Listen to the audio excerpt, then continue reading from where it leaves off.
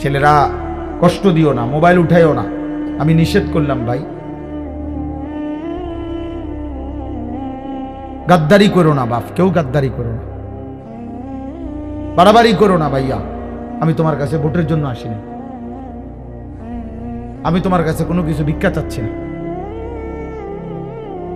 আল্লাহর জন্য আসছি।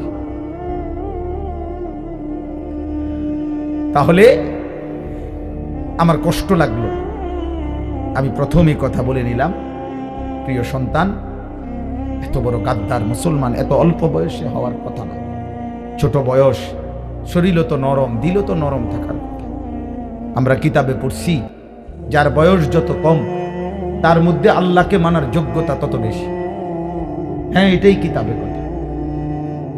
যার বয়স যত কম, সৃষ্টিগতভাবে আল্লাহ তাআলা প্রত্যেক মানুষকে মা মিন মাউলিদিন ইল্লা ইউলাদু আলাল ফিতরা, নবী সাল্লাল্লাহু আলাইহি সাল্লাম বলেছে, প্রত্যেকটি মানব সন্তানকে আল্লাহ তাআলা সৃষ্টিগতভাবে আল্লাহকে মানার যোগ্যতা, স্বভাবজাত সৃষ্টিগত যোগ্যতা দিয়েই পৃথিবীতে ভূমিষ্ঠ করেছেন।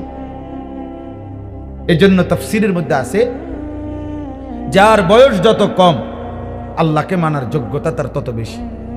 যত বেশি বয়স বাড়ে আর গুনার পরিমাণ বেড়ে যায়, নাফরমানির পরিমাণ বেড়ে যায়, তো মানুষ বয়স যেমন শরীর আত্মাও শক্ত হইয়া যায়, হাড্ডি হইয়া যায়, তার গুনাহটাও শক্ত হইয়া যায়, হাড্ডি হইয়া যায়।